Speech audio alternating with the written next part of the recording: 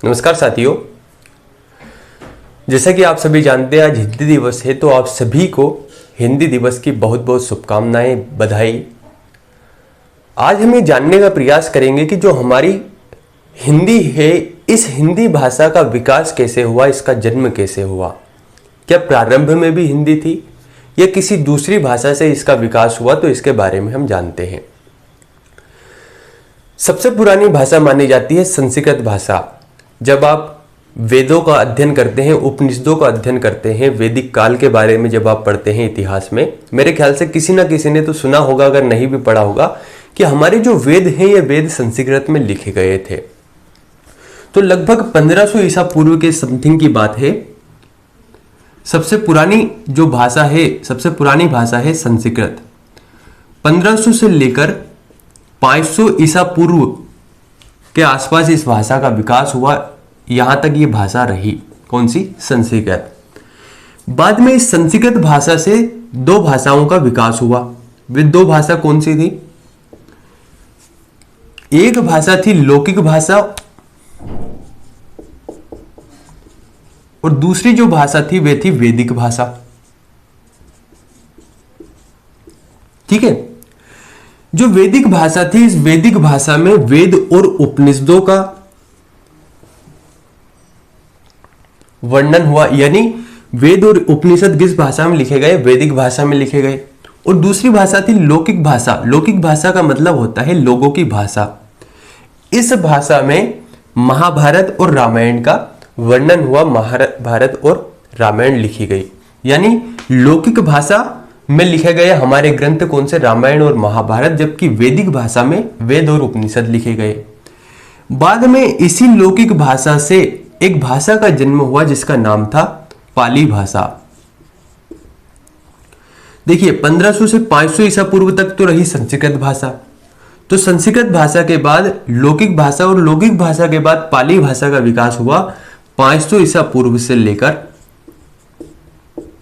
1 ईस्वी तक। ठीक है, 1 ईस्वी। तो पाली भाषा 500 से ईसा पूर्व से 1 ईस्वी तक रही और इसी समय बौद्ध धर्म अपने चरम उत्कर्ष पर था। बौद्ध धर्म के संबंध में बहुत सारी चर्चाएं इस समय चलती थी।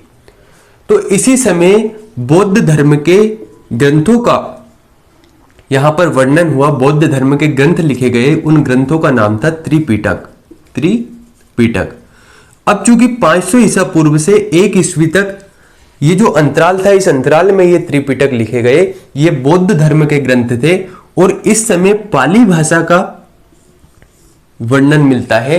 क्यों? क्योंकि लौकिक भाषा से वर्णन हुआ या लौकिक भाषा से उत्पन्न हुई पाली भाषा, और चूंकि इस समय आम लोगों की भाषा पाली भाषा थी, इसीलिए त्रिपिटक किस भाषा में लिखे गए? पाली भाषा में लिखे गए। पाली भाषा से जो अगली भाषा का जन्म हुआ, उस भाषा का नाम था प्राकृत भाषा। 1 ईस्वी तक तो रही पाली भाषा। 1 ईस्वी के बाद 1 ईस्वी से लेकर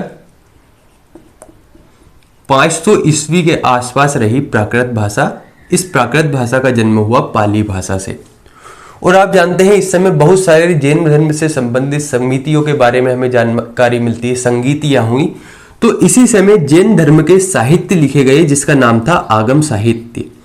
और चूंकि 1 ईस्वी से 500 ईस्वी के बीच जैन धर्मों के साहित्य लिखे गए और इस समय जिस भाषा का प्रचलन था वह भाषा थी प्राकृत भाषा, इसीलिए जैन धर्म के जो साहित्य थे जिन्हें हम आगम साहित्य कहते हैं, ये आगम साहित्य किसमें लिखे गए?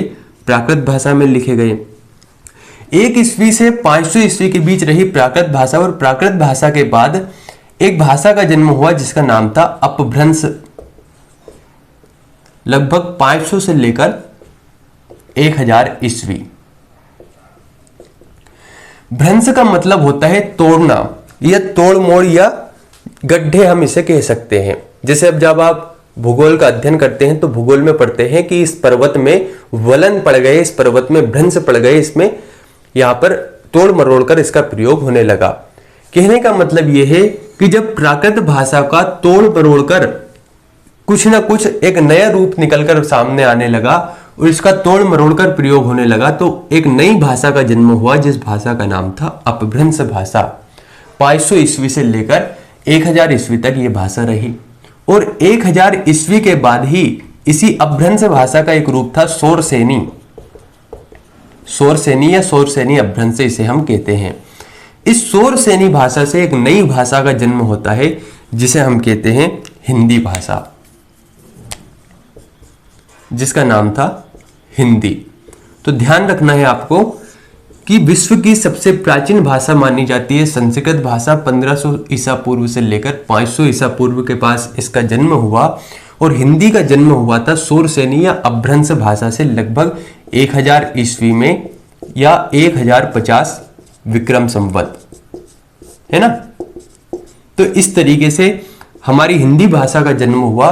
किस तरीके से इसकी मूल भाषा संस्कृत भाषा है और हमारी हिंदी भाषा का धीरे धीरे जन्म हुआ लगभग 1000 ईस्वी के आसपास, 1000 विक्रम संवत, 1050 विक्रम संवत के आसपास। इसीलिए हमारी हिंदी भाषा एक नवीनतम भाषा है। और आज हिंदी दिवस पर आप सभी को बहुत बहुत बधाई, शुभकामनाएं। हमने देखा कि किस प्रकार से हिंदी का विकास हुआ। बहुत बहुत धन्यवाद।